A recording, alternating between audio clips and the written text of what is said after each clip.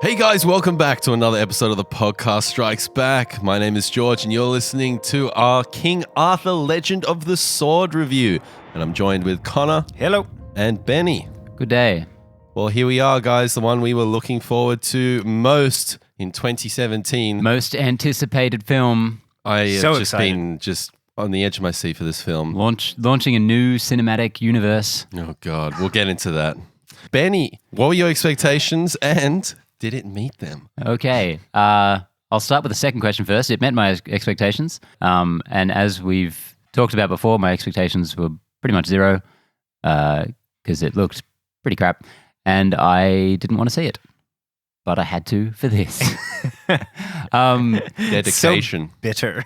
No, not at all. I didn't come out of this angry or upset. I thought it was fine. I enjoyed several parts of it. Some of the more stylistic flourishes and some of the real Guy Richie sort of stuff you could feel in there. I thought it was fun. Otherwise, it was very by the numbers, chosen one storyline that we've seen 10 times a year since Star Wars came out, and it was doing the Arthurian legend, but not faithfully or interestingly. So whatever, it was fine. And now it's a huge bomb, so it doesn't matter anymore. Yeah. What about you, Connor? Damn it. What about you, Connor? Yeah. I knew that both of you had seen this and hadn't thought much of it. So I was really worried that there's a chance that I was going to enjoy this film and then I'd have to defend it on this thing. You were worried that you were going to be happy. I was actually worried because I was like, I'm going to have to defend it and fuck. And sure enough, I kind of enjoyed the film. You kind of enjoyed it, or you? I did. Yeah, look, there's moments in this film that I truly hate. Yeah. Like deep in my chest hate. But I'd say probably about 90% of the film I thought was really cool. It was cool to see a lot of, and you touched on this, Ben, the Guy Richie-isms with a bit more budget. In terms of the storyline, kind of retreading the old steps of the Arthurian legend, I thought they put enough of an interesting twist on it to keep it semi-relevant. I didn't need it to be, a completely original story. There's, only a handful of really kind of basic storylines when you get down to it. So I don't tend to get too hung up on that kind of thing. But in terms of just the way that this film looked and the way this film kind of played out for me, I thought it was a cool little flick. Yeah, for me, I think this film was at its strongest when the Guy Ritchie-isms were coming out. I really liked the sort of quick cutting montage sequences that he does, what he's really well known for. And seeing that in a King Arthur setting, period setting, no, it's definitely not a period setting. It's whatever this film is. Fantasy setting. Yeah, we'll get into that. Yeah, for me, it was really a whole heap of schlock, just CG bullshit. I kind of went in and out of the film saying, oh, this is cool, and then a few moments later thinking, wow, this is just terrible. And when I get fidgety in a film, I know that I'm waiting for it to finish, and this film. You stepped out for a snack at one point. Yeah, I went out and got some cake. I was like, I'm done with this.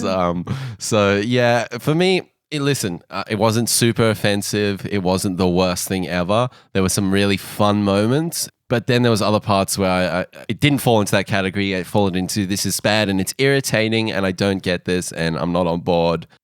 Him taking on like a hard fantasy genre in general is a risk.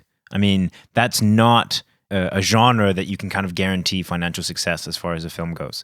I mean, you've got some of the... You can almost guarantee it won't succeed, really. Well, yeah, and here and there you get properties that perform spectacularly well. Lord of the Rings, Game of Thrones, but those are ones that are kind of already spectacular properties without them being, in movies or TV. Like the books are celebrated on their own. Yeah, I mean, no one's ever heard of this King Arthur guy. What were they thinking? As far as I'm concerned, there's no really set story kind of. It's been interpreted a number of times over the years. And people kind of take their own little flavor on it, and that is where I like that kind of Arthurian And this legend. definitely has some flavor. I mean, does. this film feels like it's cobbled together of about 10 different films. I get some 300 vibe. I get a Lord of the Rings vibe. I get a Solomon Kane vibe. It's just God of War. God of War in particular. Yeah. And then anything that's left in the movie, which is a solid chunk of the movie. So much of this movie is a Guy Richie montage. Yeah. Like, I thought it would just be like one scene or two scenes, but so much of this is someone describing a plan and seeing the plan happening at the same time. Which is cool. It's a cool the movie device. is a montage. But yeah, it was most of the movie, which the movie was entertaining when it was doing that. And that's why I think I got really fatigued with the film, is that it did those things and then it kept doing them. And then in the 3/4 mark, it's doing the same shit. Yeah. And I'm not getting pulled along. Yeah. With this really archetypal hero's quest kind of story. I don't really know where it's going. There's no thread like running through. I didn't feel. You know exactly where it's going.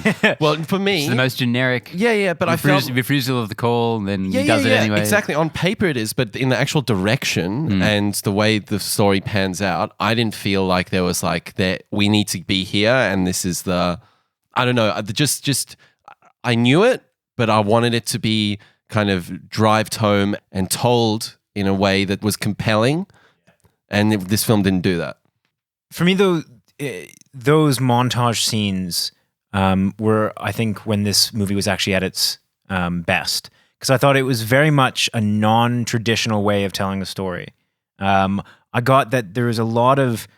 Those montage scenes created this kind of discoordinate storytelling device where things would just kind of jump around and you'd kind of have to piece together. It was very non-linear in those sections. And I really dug it. I thought that was really very dug. cool. The first few of those I dug, and that's Guy Ritchie using the medium of film Yeah. to tell a story. And he's jumping here, he's jumping there, and all these different timelines kind of intersect at the end of these sequences. And he does it in a really, really nice, tailored dovetail kind of way that I really respect. Well, there was a great one later on that went even meta with it almost, where they were doing that, describing a plan and then showing it, but then the plan they were talking about turned back on itself, and it was like that's they right. were Very talking cool about scene, yeah. them what they were doing Yes. there. I'm like, that was very interesting. Yeah.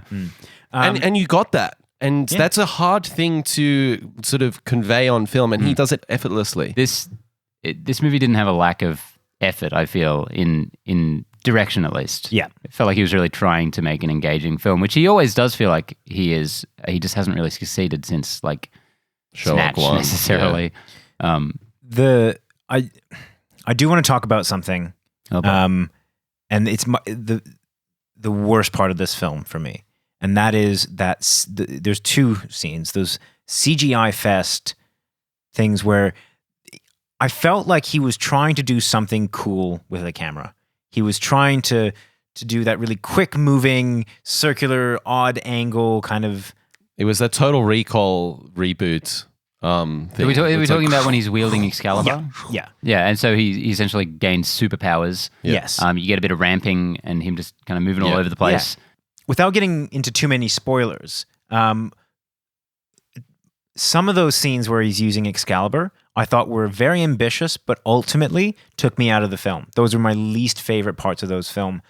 Just because I ended up having to, there's so much going on that I remember sitting back in the theater and thinking, I'm not engaged with this anymore. I'm just watching a bunch of CGI bullshit happen on the screen and literally just waiting for this scene to be over to get back to the stuff that I enjoyed. I'm 100% with you, because I think this film, I mean, what was the budget? 175 million Yeah. production budget, right? I feel that could have been half with this film, because all of the CG was just, didn't add anything to the story. I think if it had been a little more contained, had a couple set pieces here and there, but less like without getting into spoilers once again, if you've seen the trailer, you've seen the giant elephants and whatnot. That opens up the film, and it is just fucking bullshit. I couldn't even wrap my head around what was going on screen. I was pissing myself laughing. Benny, I think I was even irritating you a little bit. Not how much I was irritating, laughing at that. but I was enjoying the opening scene just fine. It felt I like this hated big it. kind of fantasy thing. I thought it was just didn't make any sense. I don't think it was constructed But I and thought choreographed. they were very in a- consistent with he starts off with his giant elephants, and a lot of people pick that out of the trailer and be like, that's ridiculous. But then they go to an area later in the film. It's not really a spoiler. There's big animals there, and so throughout the film, you just see these big animals sometimes crop up, and it's like, all right, there's just this place that has big animals. That's fine. Yeah, Look, that doesn't pass that opening scene for me. Yeah. It does for me. I think that opening scene is where I put the cutoff for CGI. I think that level of CGI is fine. It looked good. I think it looked pretty good. All right, yeah, it's not photorealistic or anything. I'm not. I think it looked mostly quite fine. I think Return of the King might look better. The elephants in that might look better than this one. I think if you go back and check that. I'll revisit it and I'll let you know. Yeah. Lord of the Rings, I watched it recently, has dated a bit. Oh, it definitely has. With the CGI at least. But I think these elephants. It doesn't matter because Lord of the Rings is so much more than just its CGI. It uses it as a device as opposed to what the film is about. So, but those elephants are clearly taken from Lord of the Rings. That's what this cobbled together kind of feeling this film has for me. And it takes those things, it fucking injects them with 10 million gallons of steroids and other CG bullshit and makes it over bloated. And at the end of the day, it's just visual noise for me. So as I mentioned, I went to this movie with so little stake in it because, as we all know, it's already going to be the biggest bomb of the summer, probably. So at that point, I just go in not really caring what I'm about to see necessarily. And from that point of view, just watching the whole movie in part almost as a music video at times, or just a scene here and there where Guy Ritchie's doing his street British thug thing, and enjoying that. And in that way, just from scene to scene, I was mostly engaged. There were a few times where I was like, man, they could have cut half an hour, 40 minutes out of this thing. But overall, I sat there and was not too bothered by it, really. As I said, I'm going to be very alone on this one, but I kind of liked the scenes where he's wielding Excalibur when they're showing his superpowers.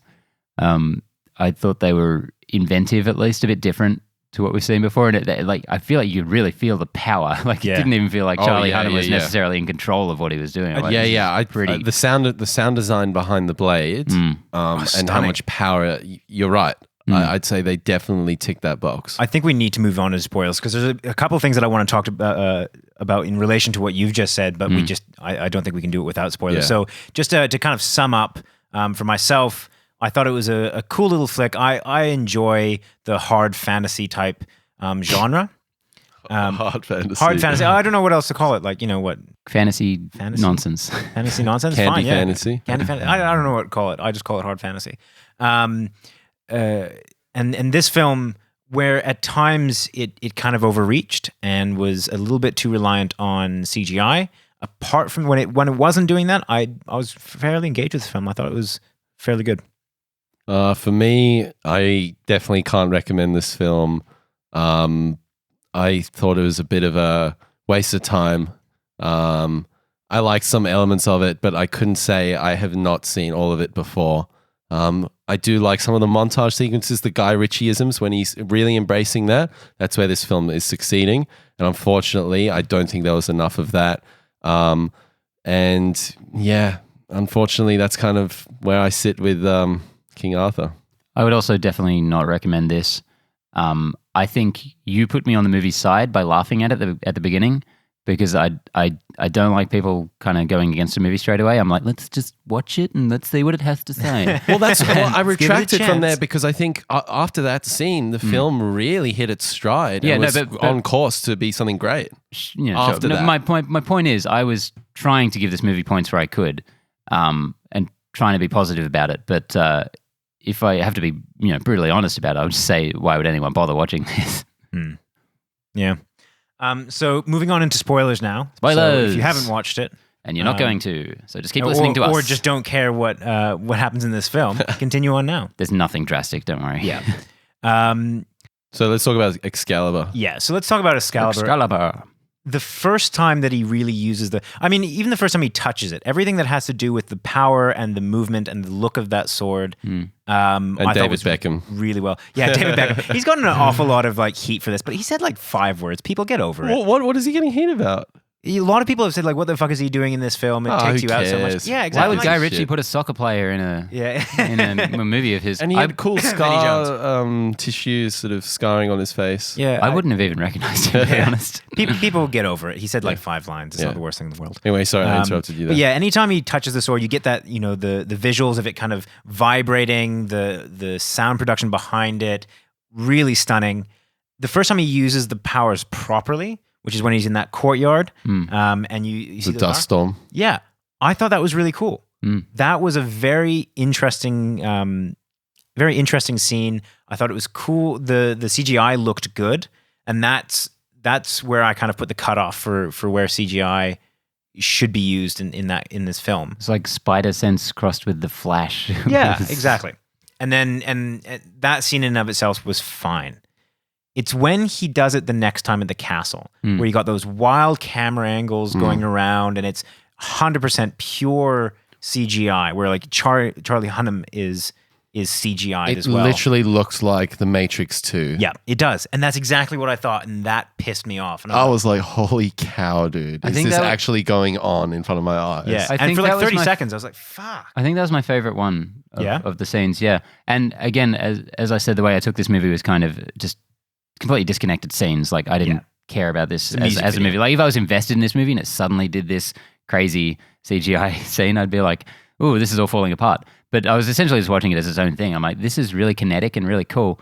And it kind of incorporated sort of that camera frame that Guy Ritchie uses, that technique he uses where it straps the camera to someone facing them. And it kind of tried to do something similar to that, I think, which he used that as well in the movie a few times.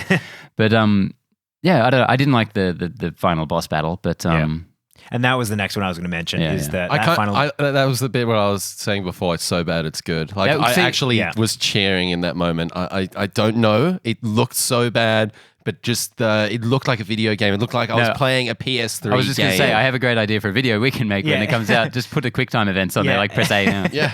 Because it's exactly what it looked like. And the irony was, and this is kind of what pissed me off about that scene, is that when that big demon guy is fighting Uther, I thought that looked cool.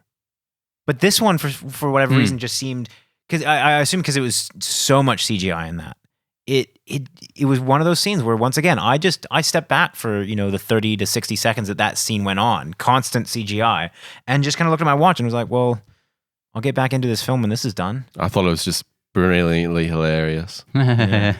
That's that's the problem. I tended to enjoy most of this film, so when things like that happened, I didn't feel like laughing. It would have hurt you harder. Yeah, it really annoyed me because like I said, a lot of this film is pretty good. Like a lot of it's that montage thing, which I really enjoyed. You know, a lot of it's just cool visuals and, you know, people doing magic, and I'm down with all of that. But that CGI fest nonsense is, it's too much. So this is a King Arthur film. What are your thoughts on Arthur? Charlie Hunnam. Did you like him at all? I liked him more than I liked him in Pacific Rim. Yeah. But I didn't get the whole Conor McGregor hipster medieval thing. Or like legit, there's one bit where he's wearing, I swear to God, drop crop chinos and like a long sleeve tee. Yeah. And I'm like, with a backpack. And I'm like, is this 2017 or is this some fantasy world? But I kind of dig that melding in this film of you know, modern. You know, they're all called Mike and John, and I think you have to. I really like the costuming in this. Is where I was going. I don't normally notice stuff like that, but I thought it was really different. It was. It was distracting even. Yeah. So I mean, for me that didn't bother me at all. Like I kind of liked, like you said, it didn't feel like it belonged in the period, but nothing in this movie did. So I was, and I think that's fine with where that. I couldn't rationalize this film. Yeah. I think that's where you either on board with what Guy Ritchie is kind of presenting to you, or you're not. Yeah. Well, I was won over by the scene, the first montage scene where they're talking to let's call him a cop. Yeah. And they're explaining about the Viking incident. Oh yeah. That was fantastic. That was straight out of Lock, Stock. Yeah. And that was good fun. If the whole movie kind of followed that thread. That was one of my it's favorite scenes fun. as well. Yeah, absolutely. And it played into things later on. Yeah. But as far as Charlie Hunnam goes, it's just Charlie Hunnam. Like he's not. I don't get that guy's accent. Where is he from? Is he from Ireland? He's from the UK, Sure. I think. I don't know. He wasn't anything spectacular. I mean, the standout for me was Jude Law. I loved Jude Law. Jude Law Me was too. great in this. Me too. I really loved him. I thought he was like the villain was, he was just bad because he was bad and he wanted power, and that's fine. That's what all these villains are. But I thought he actually showed kind of sacrifice and lost things. And Well, when he kills his wife and when he kills his daughter, it's genuine pain. I feel like it's often a cop out in those kind of villains where they say this guy is pure evil and he just kills those people and that's it. But he kind of showed a little bit of depth in that character, which I definitely agree with that. He a lot of these villains, as you said, they're just bad. They're just evil intent and whatnot. But he had to sacrifice. His hunger for power was so strong that he sacrificed his family. He was sad that he had to do it, but it was never something that he kind of like had to rationalize and consider. Like he was always going to kill them. Yeah. But that's just a testament to how evil he is. Yeah. But there was still a struggle there, and I agree with you guys. He had some depth and something interesting there. I feel like he put it off, and for as long as he could, and then kind of when it got to that point, he's like, "Well, fuck it, I've got to do this because my power thirsty side is more important than that side." There's just one more person I want to mention in the cast, which was Neil Maskell as Backlack. Yeah, he was like I think the most kind of Guy Richie character. Like he just felt straight out of Snatch or Lock, Stock throughout this movie. And I'd never seen him before in anything, but I just kind of found him fun. And I liked his scene, the scene in which his son shows up as he's being kind of interrogated by Jude Law and he gets his ear cut off and then killed. I thought that was one of the more engaging parts of the film. Both of his buddies I thought were very Guy Ritchie-like. Yeah, absolutely. And that's one of the things I thought was cool about it, and that's where I saw the novelty in this take on the Arthurian legend, is it very much was a crew film. And that's really where you see Guy Ritchie standing out in this film. With that kind of setup. The other cool thing, I'm trying to remember his name. Kung Fu George. Kung Fu George, that's it. Kung Fu George. That was so cool. I was sitting there watching the movie. I'm like, man, I hope this guy gets knighted and he's one of the Knights of the Round Table by the end. And he was Kung Fu George. I was like, with that final scene where he's knighting people, I'm like, hell yes. Yeah, I said to you, George, it's never going to happen. These other 6 movies or whatever. But I'm like, can we get the Kung Fu George movie next? I was. One of the things that made me a bit sad at the end is that I feel like this movie was very close to being good enough to get a sequel, and I would like to see a sequel. I like the way that they ended it, and before when he said, "Oh, I'd like to do something on Lancelot and kind of other characters in that legend," before I was like, "Oh, fuck off! Like I don't need to see that." After having seen this and having the world built up as it was, I would be kind of interested to see it. I can't say I'm not curious at all to see like the Avengers end game of this this thing, like where they all team up. And I just like that idea, and no one's been able to do it except Marvel. Like I'd just like to see someone if they were able to, if it was a direct repeat of this kind of film with a different character, then I wouldn't be interested. But if they took, if Guy Ritchie did another film that took the world that this was set in, toned down the CGI a little bit, that is definitely a movie I'd be interested in seeing. And if these people want to keep making these expanded universe shared universe movies, they have to accept that they're not all going to be great. And if you can move past an average one. Yeah. Like it's not great if your first one out the gate is not good. But the MCU survived Incredible Hulk, so yeah. And DCU is still going. So and they haven't I wasn't going in that direction, but they still haven't hit a good one yet. So yeah, I was gonna say that last scene I was laughing. I was just like, these guys are actually gonna think that this is going to happen. This shared universe, Camelot shared universe. Camelot. It's a silly place. God, man, there's no hope for this. And I really don't want to see another film. So you're not even in the slightest curious to see anything in this world again. I just didn't. I have no desire to watch this film again. And maybe if there's a Kung Fu George, I will literally go because of the title. What would it be? Kung Fu George, a King Legend Arthur of the story. Fist. Yeah, it'd be Sir George. A Kung Fu story. Sir Kung Fu George. Sir Kung Fu George. I think he was also called Chinese George. I love how everyone had like a Guy Richie nickname. Yeah. Like a street name. That was fun. And then like at the end you realize, oh, Percy is Sir Percival, of course. Yeah, I didn't actually see him at any point in this film until the end, but there you go. But yeah, so this film for me was so close to being good. I don't think I can safely endorse it as being good. No, what I you can cannot. say is that there was enough in this film to keep me entertained that I enjoyed it. Yeah, I would recommend Solomon Kane over this. Same kind of wacky fantasy, crazy CG fest, but I think Solomon Kane just has a sensibility to it that I connect with more. Sorry, back up. A sensibility. I've seen that film. There's no. Yeah, well, It's not a sensible film. No, it's not sensible. It's sensibility. It's like what it is intrinsically in it, like what's in the piece. You know what it's about. And I'm more on board with what Solomon Kane tries to do. That's the most comparable film I can think of to this. Yeah, that makes me feel better about enjoying this film, though. The fact that you enjoy Solomon Kane, I feel a lot more justified in enjoying I this fucking film love now. Solomon. Yeah, you know what? Fine, I could say anything on this podcast now. I'm All right, sweet. well, we'll see about that. What about you, Benny? Yeah, the verdict is out on this movie. We don't even need to be talking about it. It's bombed. Nobody liked it. It's got 27% on Rotten Tomatoes or something. Yeah. Don't bother watching it, really. They're not going to make any sequels. It doesn't matter. It's just going to be forgotten. This is the kind of thing I could imagine someone catching on, I was going to say TV, not watch TV, This is not Netflix gonna one be on day. TV ever. Yeah, you could maybe see it on Netflix or something and be like, oh, it was all right. Yeah. But that's it. That's the best I could say about it. There was the elements I really liked of it, but as a film, nah.